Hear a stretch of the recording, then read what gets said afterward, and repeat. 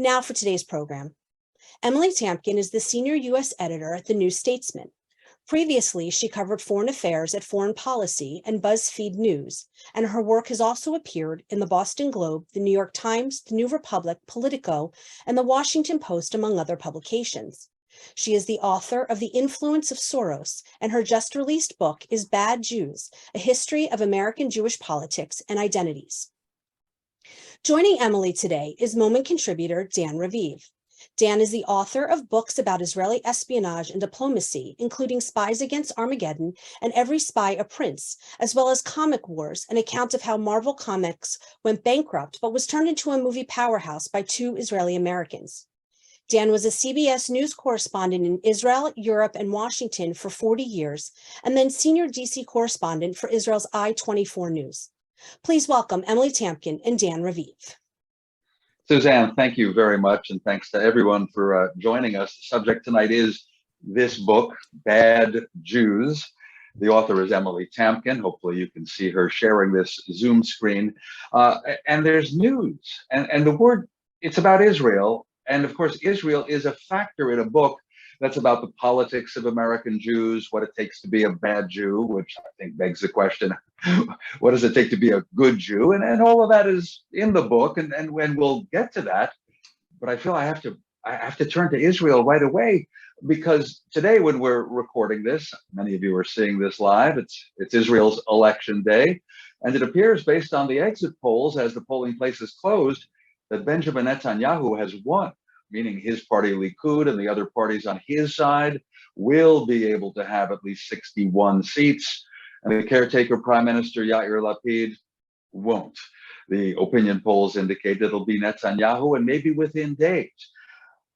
And Emily, I want to ask you what the reaction is likely to be in the US, because as it is, you write in your book that especially for young American Jews, they don't really relate to the, well, largely right-wing Israel that they have known. The only Israel they've really known, with Netanyahu having been prime minister for 12 years until he was toppled a year ago, mostly right-wingers in the cabinet, Israel still hanging on to the West Bank, which was captured by Israel in 1967. And now Netanyahu comes back, and a lot of liberal Jews in the US know that his government's going to include Itamar Ben-Gvir, a right-winger, sometimes likened to the late Rabbi Meir Kahane. Ben-Gvir apparently wants the Arabs to leave the historic state land of Israel. And Ben-Gvir is considered by many to be a racist. Is this going to affect what many Americans think about Israel?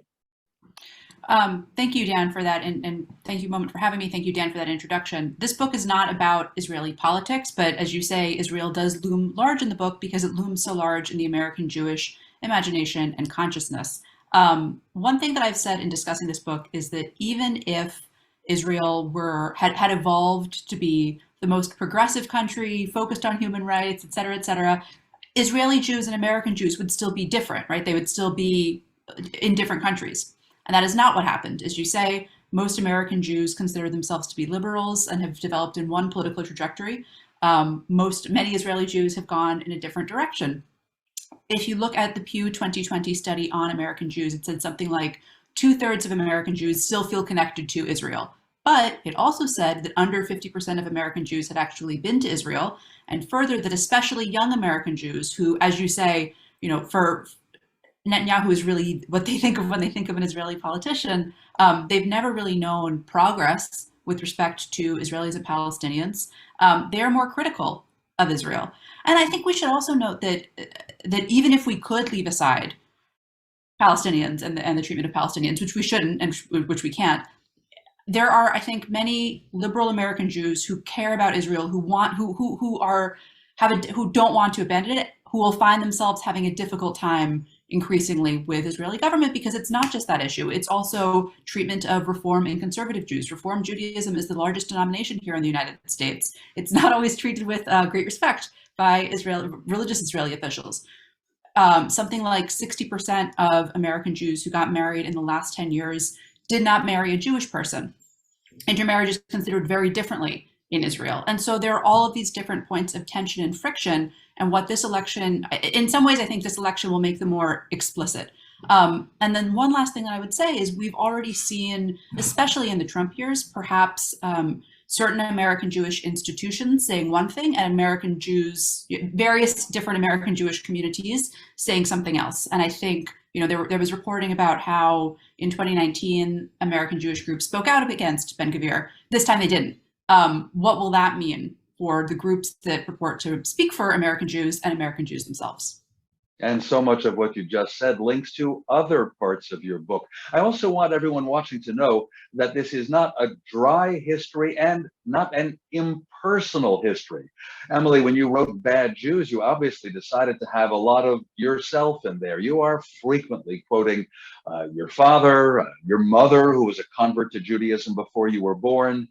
You talk about your own grandparents, people you know, your husband who's not Jewish. I could go on, as you do, at book length, and we learn a lot about you. So first, I want to ask you kind of about that style, why you decided to reveal so much, because there's plenty to write about when it comes to good Jews, bad Jews in the US. Why did you want to reveal so much about yourself?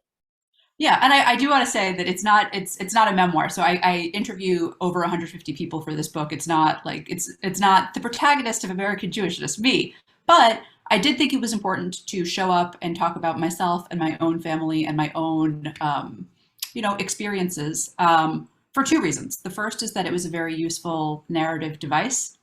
This book looks at 100 years of American Jewish history, and basically that's, my great-grandparents came to this country in the early 20th century, and so following us was a way to sort of take the reader through, this was one way of taking the reader through the story, and explore some of the changes that have happened along the way. My dad joked at one point that we were like a laboratory for the American Jewish experience. But the other thing is that, I've been saying to people that another title of this book could have been Stories We Tell Ourselves and Why They're Incomplete. And I thought it was more fair and more honest to show up and expose some of the narratives that I've been holding on to and challenge them and sort of do it to myself as well as with the reader. And the other thing that I'll just say is that I think the idea of I've had people say to me that the experience that I describe at the start of the book, which is not really feeling like I'm Jewish enough, grappling with how I fit into American Jewishness, sort of holding myself up against other people, I think that's not an uncommon experience for many American Jews, and I thought it would perhaps be useful to the reader if I admitted that I was not an unbiased observer of all this. Like, I'm an active participant. Well, talk about what I think you've described as generational differences, in that our parents and grandparents thought differently about these issues, what it took to be a good Jew in a country like the United States, where we have a lot of choices. And though many people forget, we're only about 2% of the population. So we're a minority. We're doing well on the whole. Older people see that differently from younger people. And I'm going to put you in the lower middle when it comes to age. I actually don't know how old you are. It almost begs the question to place yourself. Do you mind? No, I don't mind. I'm 32, so I'm a millennial. And actually, I did a talk where somebody said, "Do you think when you're old, you'll seem cranky and like more right wing?" And I was like, "Yeah, maybe.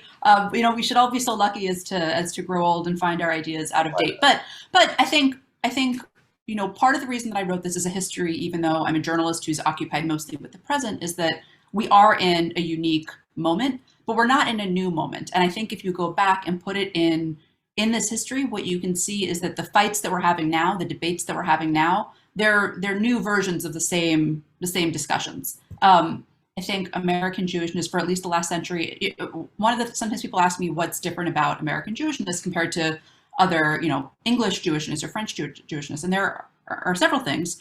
I personally think one of them is how pluralistic American Jewishness is, how many different types of ways there are and have been to be Jewish in America. The fact that there is no one head rabbi, the fact that that there are people, that Reform is the largest denomination, etc. I think there are certain issues where we can really see some evolution. So one of them is Israel. Over the course of this book, you go from American Jews who really don't want to identify as Zionists because it's the early 20th century and they're afraid that this will make them seem less American, to World War II and the post-World War II period, where American Jews, many of whom were wrought with tremendous guilt about the fact that they were here and they were safe, really, I mean, Israel really becomes for my grandfather, it was the defining political issue of his experience, to today, where we have young people who are more critical of Israel. You have intermarriage, and how intermarriage goes from something that's really a minority of people are marrying people who are not Jewish, to today, where, as I said, most American Jews who are getting married today are marrying somebody who's not Jewish, and sort of various people grappling with, well, what does that mean for Jewish distinctiveness versus Jewish security? Assimilation and acculturation. You know, I think one of the other constants that we've seen through change is this concern that there was somehow like a more authentic or legitimate time earlier on. So you have, after people come to the United States, worrying that they had left behind, you know, you couldn't really keep kosher in the US, and it wasn't like it was back in Eastern Europe, if that was where your family is from. Then you have the post-war period, and we're in the suburbs now, and you know, it's not like it was back when we were on the Lower East Side. And I think today you have this too, where people look back and say, oh, well, back then, you know, people trusted the institutions and they went to synagogue, or at least they joined synagogues. And now, like, where are we? And so it's useful. It was useful to me, and I hope it's useful to the reader, to see that even though we're still having, yes, I mean, we live in surreal times, and we can talk about some of the ways in which we are in it. This was an interesting moment to have this book come out. But I do think it's important to sort of look at where some of this is coming from. Well, no question about that, and I think your book is celebrating the journey. Would you agree? I mean, so I was reading Bad Jews, and again, you would ask other people, what do you think about this and that? What's your definition of, and often you would pause and ask someone, what do they think is a bad Jew? And so you would share their answer with us. And I was realizing, and I guess you did too, after all your research, there are just so many answers, and all of them are legitimate to you, right? You don't have to keep kosher. You don't have to be Orthodox. You might choose to, but you recognize that a majority don't choose to. Right. I think in some ways this book is a love letter to Jewish pluralism in this country, and to all the different ways that people have found meaning in being Jewish in America. And that's not to say, you know, I think some people, I just want to be clear what I'm not saying. I am not saying that I think all of these ways are equally moral or equally correct or equally like adaptable, or that I think that that I would adapt any one of them equally. I'm not saying that at all. What I am saying is that I think we are in a political moment, where people sort of lob the label of bad Jew back and forth across the political aisle, or say like, you're the Shonda, no, you're the Shonda. And I guess I don't feel that is productive, because I know that I try to live my life in a way that's informed by Judaism and Jewish history. But I know that people could look at the same texts and the same speeches and the same history and draw different conclusions. And so I would rather than saying like, that's not really Judaism, I'm doing Judaism, I would rather look at what's meaningful and compelling and salient to me and have the discussion on those terms, or not have the discussion if the other person isn't interested in doing that. The only other thing that I want to say at this point is that the most common answer, because I ended most of my interviews saying, when I say bad Jew, what do you hear? And some people would say like, you know, oh, I think of Stephen Miller, or oh, I think of Bernie Madoff, or oh, I think, like, they would name somebody. But the most common answer by far that I got was, I think of myself. And I think some of them were sort of half kidding, but only half. I think this is something that many of us have really internalized, and that can ironically stop us from engaging more in with our Jewishness, because we think somehow that we haven't earned that right. You know, that we're not Jewish enough to really engage with being Jewish. We've done it so wrong that we can't explore what might be the right way to us. And so one of the things that I do in this book is let go of that for myself. And I hope that it will encourage other listeners today or readers of the book to do the same. Okay, you're rejecting the notion that I might not be qualified to even comment on these issues because I don't do enough of whatever. Got it. You're rejecting that. But I was wondering if you even look at yourself and your own, way of analyzing things and say, well, I guess I'm a liberal. And I definitely in the elections, but a liberal attitude towards how people decide to be Jewish or anything. And I say this, I mean, yes, absolutely. I think I really try in this book to be fair to everyone and to give everyone a fair hearing and present the strongest possible version of their argument. But this book does have a certain point of view. right? If you're saying I wrote a love letter to Jewish pluralism, like that in and of itself says that you think that pluralism is a good thing. I would say two things on this. The first is that there's a certain paradox in pluralism, which means that you have to accept that some people reject you, right? Like I have to include as valid people who don't agree that I'm doing it, not just in the right way, but in a Jewish way at all. And I have to be able to say that's still Jewish. And you're not accepting me as a legitimate commentator on these issues. That is one form of Judaism. I don't have to like it, but it's legitimate. So that's one thing that I think is sort of a puzzle for readers in the book, or for the writer of the book. And then the other thing, I write at the very, very end of the book, this doesn't really give anything away, but I know that there are the thing that, like, I look at some people and their interpretation of Jewish history and say, oh my goodness, how could you do that? Like, that is so clearly not what this is meant to be about. That's why is this your interpretation? I know that there are people who look at me and say the same thing. This is a history. It is not the history. It is meant to be an invitation to a conversation, not the final word on the matter. So that is what I would say. Wouldn't you agree? Because my takeaway was that there's a lot of hope that either that's the conclusion you reached, or that's the way you felt, and from the beginning you wanted your book to not be oi gavalt, the number of Jews in America is going down, but there are new ways of being Jewish, and they also are Jewish. That was one of your goals. Yep. Oh, absolutely. I think we're in this moment where people are looking at the tension between institutions and American Jews writ large, or looking at the rising number of people who are not marrying Jews, or looking at falling synagogue numbers, or so on and so forth. And I sincerely, I do understand why people are feel angst about that. But I think that the thing about change is that when you try to stop it, that in and of itself contributes to the change, right? If I make my position like I refuse to recognize that any of this is happening, then my relationship to society has in and of itself changed, right? So I just see, somebody told me that they were surprised at how optimistic this book was, and I guess I was surprised too, and that I'm not I'm not a super optimistic person by nature. I know that will surprise people on this talk about well, I know you studied Russia a lot. Yeah, exactly. There's much not to be optimistic about. Exactly. But Jews, yes. But I have just spoken to so many people who find meaning in being Jewish in different ways, and who have maybe been made to feel not welcome in certain spaces, and rather than just giving up on it, have said, okay, I'm going to try to create my own space, or I'm going to seek out other spaces. I think there are so many American Jews today, old and young, who care so passionately about this. And so I think that I think it will look different in the future. Personally, I don't think that's a bad thing. And more than that, I think it's what's going to happen. And so we can sort of, we can accept that or not. We can try to have a say in how it changes or not, but it will be there, and it will not look like what it does today. Okay, now not a lightning round, but just a few little points that a lot of people watching may wonder, how does Emily Tamkin feel about?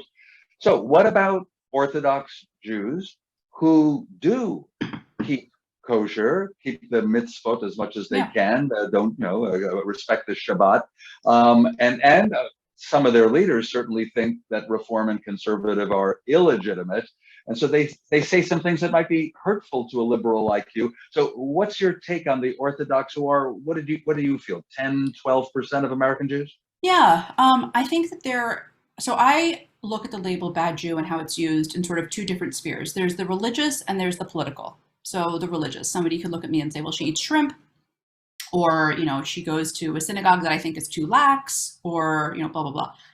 Do I agree with that? No. But do I see where it's coming from? Yes, they have accepted a certain halakhic interpretation and a certain halakhic importance in their own lives that's divine. Like, I'm not going to argue with that, and I think it's incumbent on me to be respectful of that. However, there's also people who sort of take this and then put it on the political. So basically saying, not that you're a bad Jew because you go to an Orthodox, a Reformed synagogue, but you're not even, you're, to give you a concrete example, in 2021, somebody wrote an op-ed, this is in the book, where he said, well, these people who care less about, or who are more critical of Israel, they may be halakhically Jewish, but if they're married to a non-Jewish person, they don't even really care about being Jewish, and thus we don't have to consider their opinions.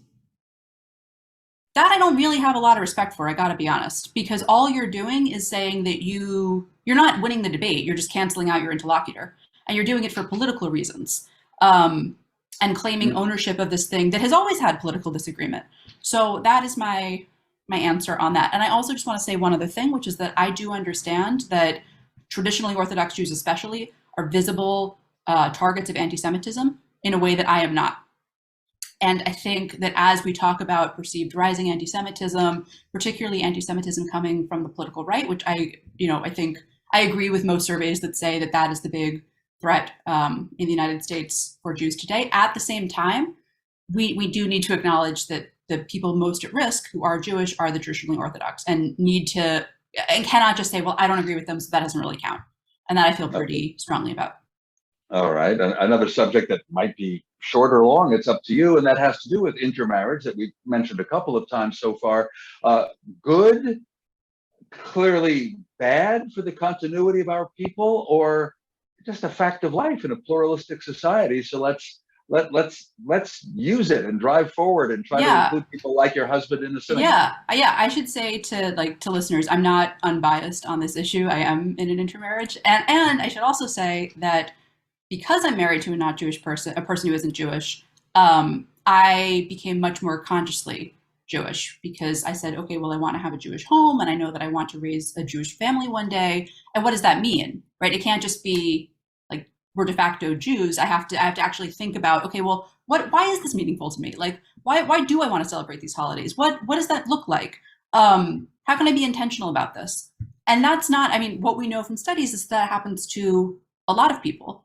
I think some of the language on couples or on relationships such as my own can be quite dismissive, and not so much today, but we know that social scientists back in the 20th century said, well, that's the periphery, we need to focus on the core. And it's like, well, if you call people the periphery, to what extent do you think, if you're really worried about Jewish continuity, why would you push people away by telling them that they're not the core? The other thing that I will say is that when I started doing talks on this book, there were some people who basically spoke as though this was as an ongoing question, and it's kind of already been resolved. Right? So if in the last 10 years, 70% of non-Orthodox Jews married people who were not Jewish, this is no longer an ongoing debate. This is the direction that the community, such as this, if you believe there is a Jewish community, this is the direction that the American Jewish community is going in. And so again, you can be welcoming and be inclusive, or you don't have to. I go to a synagogue where on Yom Kippur, the non-Jewish partners are invited to stand up and are given a blessing. So that's why we go there. But that's up to different Jewish spaces.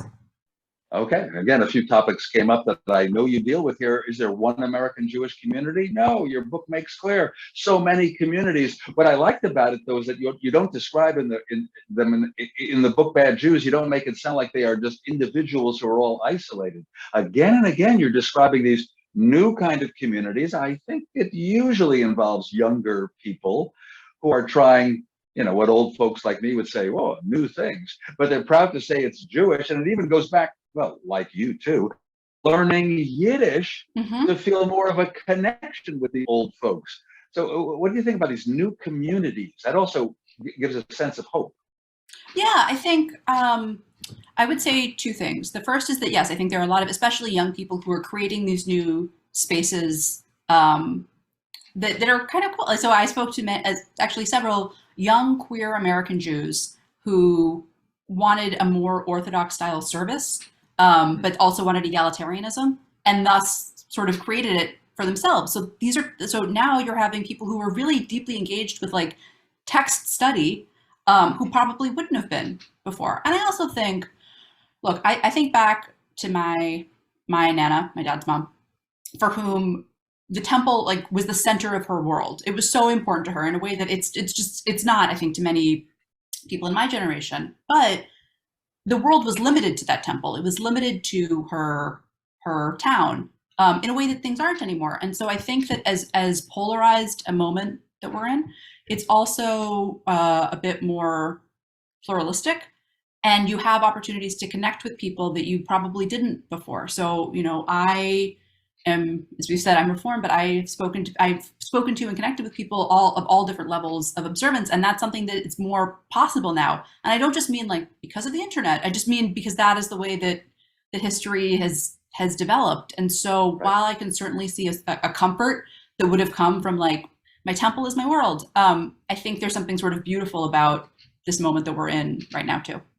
Okay, and at least you have written in the book that you and your husband did join a synagogue that that suits you and fits you. You named the rabbi, you interviewed him, Daniel Zemel in Washington D.C., and I remember that he actually made headlines when Trump was elected in 2016 for giving a sermon on that Shabbat morning as though a tragedy had occurred this week. What I'm saying is that it's well, how would you put this? If you know your congregation is overwhelmingly liberal, and probably all of them didn't want Trump to win, and then he won, it's okay to share that, or should a rabbi keep a distance from politics? I think, and I was not a member of Temple Micah at that time, and actually only joined while doing this book because I was doing interviews with people who talked about their synagogues and was like, that sounds so nice. I was so jealous of that. And as an adult, I realized that I could join. But even so, but to answer, right. But to answer other rabbis who talk about the news and the elections and the abortion issue. To answer more generally, I think I do not envy rabbis on this point, to be honest, because I think on the one hand, obviously you don't. It would not be appropriate for rabbis to, I don't think, to engage in partisan politics in this way, right? To say like Republicans are bad, Democrats are good. These are tax deductible institutions, and also it's not. I don't think that's what people go to these communities for. On the other hand, many people do go to these various institutions, these communities, to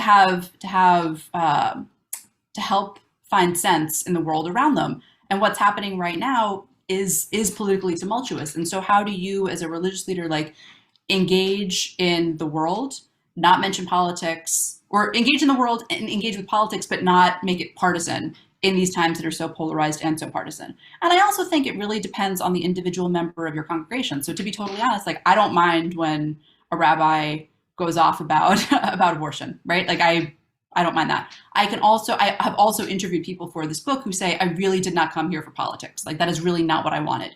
And so this is not really an answer. It's not a clean answer to your question, but I think this is, it's yet another point of difference in American Jewish life. The extent to I think it's kind of a choice. People who do want to join a shul or a synagogue may celebrate the fact they go to one where the rabbi only talks about this week's Torah portion. Exactly. Never talks politics. I like that. Well, right. Exactly.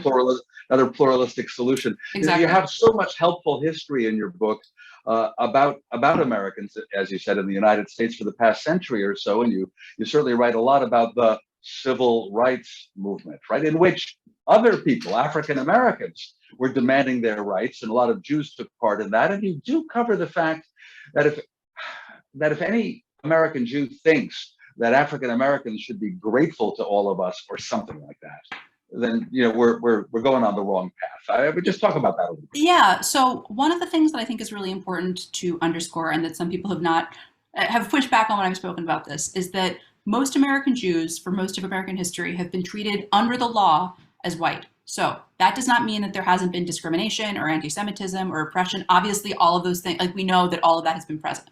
What that does mean is that American Jews or Jews could come to this country and naturalize under the 1790 Naturalization Act. It means that when American Jews came home from World War II, even though there was anti-Semitism was at a high point at that time, they could come home and benefit from the GI Bill, and have been able to take advantage of rights and privileges that come with whiteness in this country. As we know, race is mutable and a construct, but it does come in the United States with a certain hierarchy. American Jews, by and large, have found themselves on one side of that. That's number one. Number two, I think that, look, I am extremely proud of American Jewish participation in the civil rights movement. I think it's one of like the great things that we've done in this country. But the reality is that it wasn't that all American Jews came in March. Like, multiple things can be true and usually are. So it is both true that American Jews were not overrepresented, but large were of a much higher percentage than 2% in the civil rights movement. And also that at the same time, many Northern Jews said, yes, I support it, but still lived in their, their predominantly white neighborhoods. That some Southern Jews said, please don't come here. This is really not safe for us.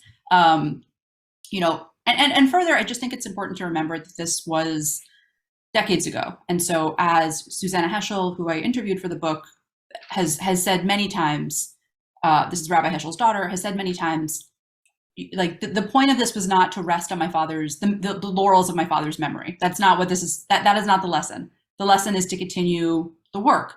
And finally, we should just note that the face of American Jewishness is changing increasingly. But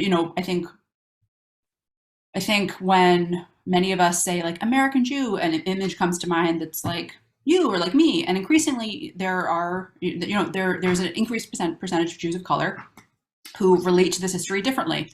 And by the way, you devote quite a lot of pages, a lot of anecdotes, because they're meaningful people with meaningful experiences and intentionality in being Jews. Right. And you do put a statistic in there, at least according to someone you found reliable. I think you said under the age of 30, 15% of American Jews are Jews of color. Right. And look, we should be, so first of all, I just want to stress that although I talk about this, I think it's important. I myself am not a Jew of color, and I'm not trying to speak for anyone. I just want to make sure that's clear. Yes, and it's sort of difficult to like count, because not every. So, for example, there are Sephardic Jews who maybe would be counted by some as Jews of color, but who don't identify that way. And like, actually, that's not. You don't want to ascribe a label to somebody else for them. But the other thing that I talk about in the book is that there are surveys that say, I think it was something like 8 out of every 10 Jews of color have been made to feel unwelcome in Jewish spaces. And the reaction when the study came out, I remember, was many people saying, well, it's not really that high. And it's kind of like, we're only 2% of the population. So I think I personally feel that we should be sensitive, even if, let's say it's not 80%, let's say it's 20%. That's still an egregious amount of people who've been made to feel unwelcome in Jewish spaces who want to be there. And so I think this is one of the things that at the moment, American Jews and American Jewish institutions and American Jewish spaces are really grappling with. Okay, about Jewish institutions, that often includes synagogues, but let's go over to organizations for a moment. Did you find in your research that the old-fashioned, old-line organizations that have teams of professionals, some of them with high salaries because their job is largely to collect even more in the way of donations, as in a self-fulfilling, going on forever thing. Now again, back when the game was played differently, to have a leader of an American Jewish organization, brief Congress or get into the White House to talk to the president or the vice president, that was kind of a big moment. We needed representation. Do we need them anymore?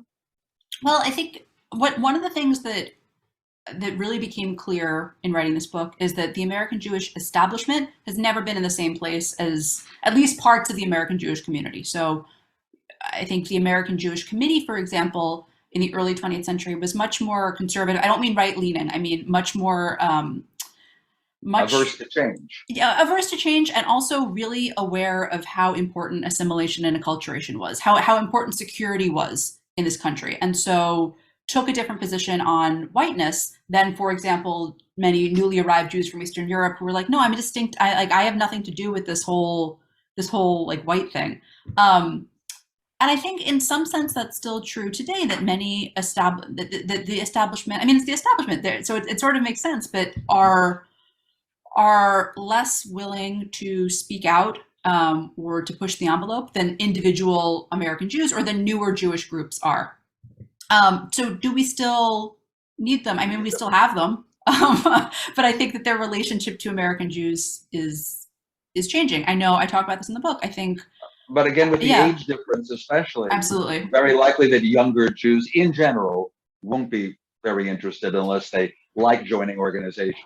Right. Yeah. I think I spoke to many younger American Jews for this book who I think were pretty disappointed. Just to be honest, were pretty disappointed by the reaction of some of these groups in the Trump years, who felt that these groups really held their power because they liked what Trump was doing for Israel, or because they didn't want to seem partisan.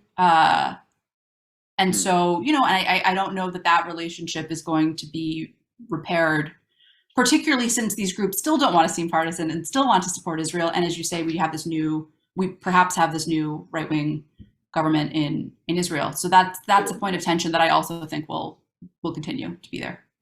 Well, you earlier said that unlike some countries in Europe, we don't have a chief rabbi, right? We don't have clear rules what it takes to be Jewish, and the government doesn't officially count us. Did you all get your census last year? All those different choices for ethnicities, etc. I think that the government, the Census Bureau, thinks of us as being white. So we're not a race. But I think that word came up as well, because you said Jews of color. We're not one race, Right. But outsiders often think that we're a race. Did you grapple with that and hear different opinions? Are we a religion, an ethnicity, a race, a people? Yeah. No, I mean, this is a huge point of, this comes up throughout the book, because it's not just, it's on the one hand, it's trying to make Jews legible to the country, right? So the people wanting to be understood in a certain way by those who aren't Jewish. And in another sense, it's people trying to make sense of it themselves. Like, who are we? How are we legible to one another? And there's different points where, if you read the book, where it's clear that Jews think of themselves more as just white Americans who pray differently, who think, no, now I'm ready to settle into my Jewish distinctiveness, and I mean that ethnically. What I really like is Rabbi Angela Buchdahl's quote about how, and I quoted in the book, about how she thinks of Jews as a family. So different people join the family. The first Asian American who became a cantor and then a rabbi at the Big Temple Synagogue in New York.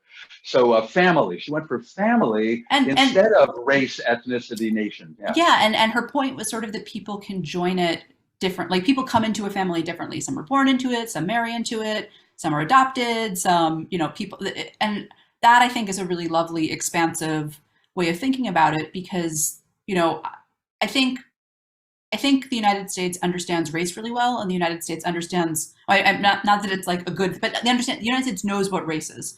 The United States knows what religion is. Things like ethnicity and culture, like that, this country historically has not wrapped its mind around so well, but that doesn't mean that we need to not think of ourselves in those terms. Like, I certainly consider Ashkenazi Jewish to be an ethnicity and a culture, but it's also a religion, but it's also a history. The other reason that I like the idea that we're a family is that you don't have to like every member of your family all the time. Like, sometimes you don't go to that one Uncle Seder, and that's okay. You're still family. But you like Angela Buchdahl, the rabbi's idea of family. Only a couple of minutes left before we go to questions from our viewers. We're getting there. About anti-Semitism, fear of the rise of anti-Semitism. Did you find that fear was widespread, or again, it depended a lot on people's ages and where they live? I actually sadly do think that it's quite, the perceived fear of rising anti-Semitism is very widespread right now, although we should say that still, fortunately, most American Jews have not themselves directly experienced like physical violent anti-Semitism. And I say this only because we are in such a scary, surreal time right now, but I do think it's important to remember to not overstate and not talk ourselves into being more scared than we need. Like, fear is part of the reason that this book is not about anti-Semitism, is that is not, it's in the book, of course, but that's not about us. That's about the anti-Semites. And I don't want American Jews to limit themselves, to limit ourselves. Like, I'll just speak for myself. I don't want to go through life only defining my identity by who hates it. And so I do want to be careful not to overstate. That said, yes, this perceived rise is widely perceived. We don't, however, agree on the definition of anti-Semitism. and we don't necessarily agree on where it's coming from. So as I said, most because as for the definition, you included in your book briefly that debate as to whether criticizing Israel or singling out Israel for criticism is anti-Semitic or not, but you gave kind of equal time to others who said it's okay to criticize Israel, but don't be unfair to the Jewish people. Right. Or, I think that an element that's sometimes left out of this is the idea that Jews are always foreign, and that well, why are we trying to control everything and corrode it? Well, it's because we're in a nation, but we're not really a part of it. There are people who think that has nothing to do with it, and it's really about anti-Zionism. And so, we talk about this rise of anti-Semitism, but we're not always having the same conversation as to what it is. I assume you were very uncomfortable at the stupid remarks of the man often known as Kanye West, dumb. Donald Trump, just, I don't know, off the cuff for some reason, speaks to Jewish groups and makes it sound, I was very good to your country, referring to Israel. So again, just as an intellectual, you say, what's that based on? He wants us to feel like foreigners? Right. So I and many others first of all, yes, like Kanye West, that's textbook anti-Semitism. I don't really think that we need to debate whether or not saying any of the things that he said is anti-Semitic. Yes, it is, like, next, right? Trump, I and many other, I was critical of that statement. I think the idea that, first of all, conflating American Jews and Israel, I think I don't think it's right. And also this idea that you're owed, like, you're a public servant. Nobody is owed. You can't. His definition was being loyal to him. Right, exactly. Which I think is also, as any minority, is sort of not comfortable territory. Right. It's like if I'm not loyal to this political leader, like, then what? However, we should also note that there were conservative Jews who came out and said, actually, no, he's right. And this is in the introduction of the book. In 2011. Noted pundit Ben Shapiro tweeted, there have always been bad Jews, and in the United States, these bad Jews vote Democrats. So, which is one of there are many inspirations for the title, but that's one. And so, it isn't just that Trump said this, it's that within American Jewishness, there's a disagreement as to whether or not A, that's true, B, that's offensive, and C, what do you do with it? Right, and as your various chapters are about different kinds of Jews, which really means different topics that you're taking up. There's a chapter called Right-Wing Jews, and you kind of want to remind us and analyze that in the conservative movements, in the Republican Party, not as many Jews as there are in the Democratic Party. I think that's correct. But they often are the leading writers. They have a lot to say. Again, that's part of your pluralism. It's one of the choices. You're an American. You can go either way. Yeah, I think if you read this book, you'll understand that I disagree with many of the writers of commentary in the mid-20th century. But yes, this was a minority of a minority, but also carried real intellectual heft, and I think is one of the many of the narratives that we have still today were set by these writers. And again, it's not whether I agree with them or not. Is that a part of Jewish history? Yes, it is. Yeah. Suzanne Borden of Moment Magazine, if you're there, we'd love to hear some questions from viewers, hoping there are some. Yes, thank you both very much for this very interesting conversation. Emily, as a few people have asked, so who are the bad Jews? Do you define that, or is that the whole point, that there are no bad Jews? Okay, I don't want to spoil it, but part of the point of the book is that I don't say that anyone is a bad Jew. I think that there are many ways that one could. It's not that let me start over. It's not that the term has no meaning, but it has so many different meanings to so many different people that I don't know that it's a useful term or one that I'm interested in engaging with. And somebody said to me, well, if you don't use the term, how can I argue for the Jewishness that I want to see? And I don't understand why you need to sort of dismiss something else as inauthentic or illegitimate in order to make the case for your own Jewishness, right? For your own vision. And the other reason is that I think that we end up internalizing it, and it keeps us from engaging. At least it kept me from engaging with Jewishness. And so someone wrote, I thought she was going to give me new thinking about who the bad Jews are, but really this is about all the ways people are trying to be good Jews. And I was kind of like, yes, that's correct. You kind of got it. So that's the answer to that question. Mm-hmm. And someone said they're wondering about the issue of continuity. There are many ways to be Jewish. How important is the continuity? And does one need to contribute in some way to continuity to be a good Jew? Shorthand for passing it on to children, of course. Yeah. I don't think that somebody needs to contribute to continuity to be living a Jewish life that's meaningful to them, right? I'll say that. I do understand where the angst over will this still exist comes from. Like, sincerely, I do. I don't know how you go through as much as the Jewish people have been through and not worry about that. And we are a small minority here. But on the other hand, I think sometimes, and I hope this isn't taken as disrespectful to the person who asked the question, I think sometimes fear over continuity can lead to behaviors that actually work against that continuity. So, for example, if you make, let's just take intermarriage as the example, if you make Jewish, non-Jewish couples feel really unwelcome in Jewish spaces, why would they bring their children there and raise them to be Jewish? On the other hand, if you are welcoming and say, oh, this couple is exploring what it means to be Jewish in a new way, it will go on. And I think I especially because, again, like 70% of people who aren't married to, who got married in the last 10 years who are not Orthodox, married people who are not Jewish, I would really encourage people to think that this is a debate that has been resolved under the huppah, shall we say. And so, what do you do now, right? Like, how do you want, if you want to encourage continuity, I would argue that one of the ways to do that is to create inclusive spaces. Great. And just, well, as you know, some people who are more rules followers would demand that the non-Jewish spouse convert halachically, etc.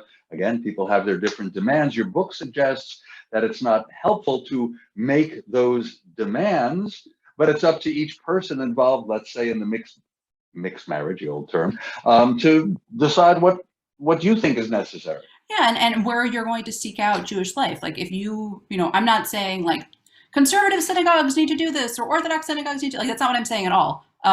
You know, obviously it depends on where you want to worship or what kind of community you want to be in. And I don't mean to sound like all of the agency is held by the institutions. In fact, I'm saying exactly the opposite, which is that a lot of the agency is held by the individuals, but how are these institutions going to engage with them is an open question. Right. Let me slip something in about Israel just for a second, Suzanne, because I'm curious on Emily's take on this, because it touches on continuity. We all know about the programs such as Birthright, in which financing was available, I guess still is, to bring young American Jews to Israel to get to know Israel, and hopefully they'll really like Israel and being involved in the future.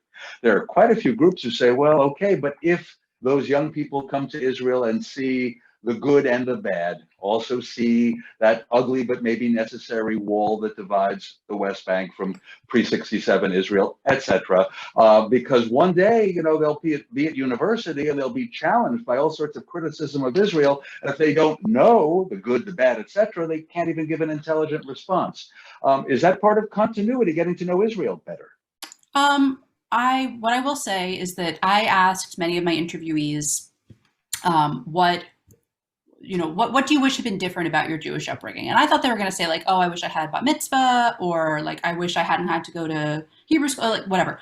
The most common answer I got was, I wish that I had not, people felt like they had been lied to about Israel, right? They felt like they had been made to engage with it, but in a very superficial way. And then when they got to college or when they went to Israel for more than a 10-day trip, they were confronted by this reality that they didn't know how to, that it sounded like broke their hearts. And so, you know, I'm not going to say I think you need to engage with Israel to be Jewish. I don't think that. I think there are people who live full, meaningful Jewish lives who have never been to Israel and are not going to go. However, if you want, not you, but if like the people who consider themselves leaders in the space want young American Jews to engage with Israel, I invite them to ask what that engagement really means. The president of Israel, I believe yesterday, said you have to respect the results of this election. What does that mean? Does that mean don't say anything about it? Because that's not engagement.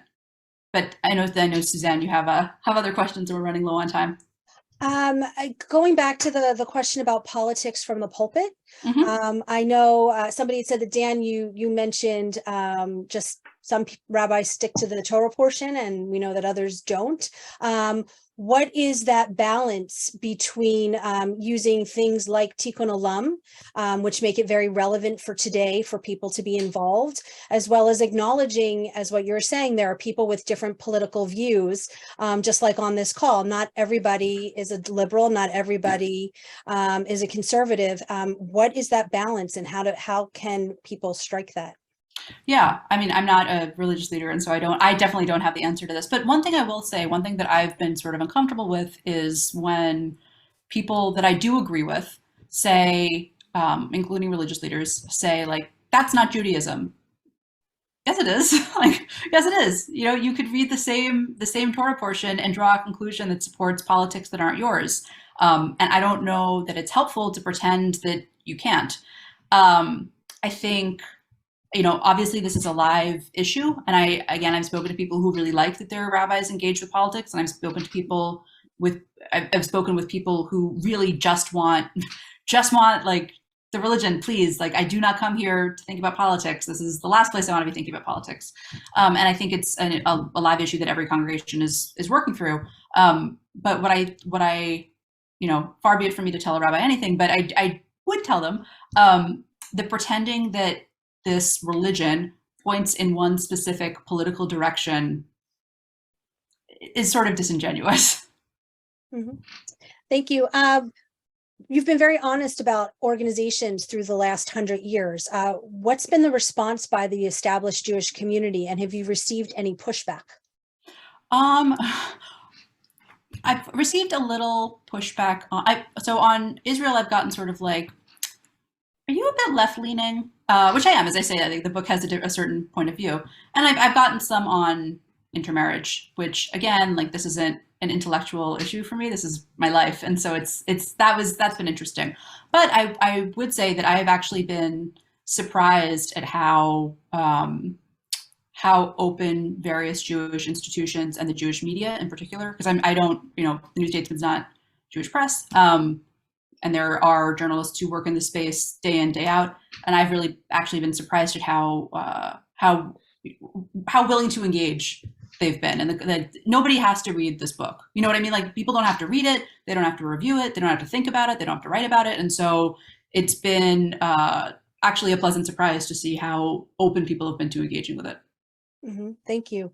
Let's talk a little bit about the changing face of philanthropy. I know you talk about Jews and giving money, and a lot of Jews have contributed to a lot of these Jewish organizations. But of the next generation, it's known, don't want to support necessarily these institutions and want to spread their money to organizations that do things that are important to them. So what is your feeling about that, and how does that play into back to the question of Jewish continuity?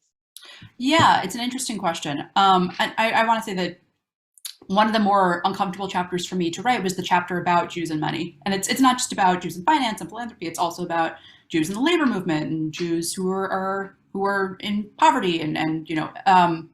But the reason it was uncomfortable is that I know that we are in this sort of scary time, and this is a stereotype, but ultimately Lila Corbin Berman, who wrote the great book on American Jewish philanthropy, made the point that, like, again, anti-Semitism is not actually about your words and actions. And so you have to sort of be as honest as you can and engage with it. So that's that non-answer to the question. In terms of what happens, yeah, I think right now, Jewish philanthropy, I don't even think this is a controversial statement. It's not democratic. There are a few or several people who have wealth that they've decided to direct in a certain way, which is their prerogative. But that means that you're not necessarily hearing back from most American Jews. And maybe that's not what you want, right? Maybe you don't want to give your money in a way that's responsive. You want to be setting trends, not following them. I understand that. But what it does mean is that younger American Jews are perhaps, by and large, like, there are still people who are, you know, younger American Jews aren't a monolith either. There are still people who are all in on, like, the, you know, Hillel, or all in on birthright. But I think increasingly the 20th century model of the late 20th century model of, okay, we care about Israel and we care that you marry other Jews. Like, that's just not going to hold for the next generation. And it will be interesting to see how the next generation resolves that for itself, because that, at some point, should they amass enough wealth to be the donors, what does that look like? I think that will be, I don't think it will look like it does today, to sort of directly answer your question. Mm-hmm. What are your feelings about the term self-hating Jew? Yeah, great question. I don't love it. But I also think, I write about it in the book, I am sort of sick of jokes about like Kanye, like we have to talk about this at the next cabal meeting, or like jokes that deflect from anti-Semitism. I'm just tired of laughing at them, and sort of, I don't think it's funny. I think, but I understand that other people use that as a way to get through this time. Similarly, I think that people deal with the shame, honestly, and the hurt that can come from feeling like you're not Jewish enough, or that somebody is telling you you're being Jewish enough. Some people deal with it with humor. I personally don't find that helpful anymore, and so I don't use it. But if it's useful to somebody else, I mean, you're not hurting anybody but yourself potentially. So. Mm-hmm. And let us note that it comes from both the right and the left, right? So-called conservatives saying that about liberals, he or she is a self-hating Jew and not standing up for whatever. Right. And some from the left say that about a right-winger. How can that right-winger possibly stand with some candidate? But it's not helpful. Yeah, it's a different version of bad Jew, right? Like you're saying, like, if you hate yourself, that's not good. So I don't know. But again, if it's meaningful to you, listener, then go forth. And as we wrap up, I mean, going back to that question of, are you Jewish? Usually lots of times people are, yes, but. Right. They want to qualify it. They want to say, I'm Jewish, but I don't celebrate Shabbat, or I'm Jewish, but I don't keep kosher. Why do you feel like people try to qualify it? And what advice do you have for people about trying to stop doing that, and why they should?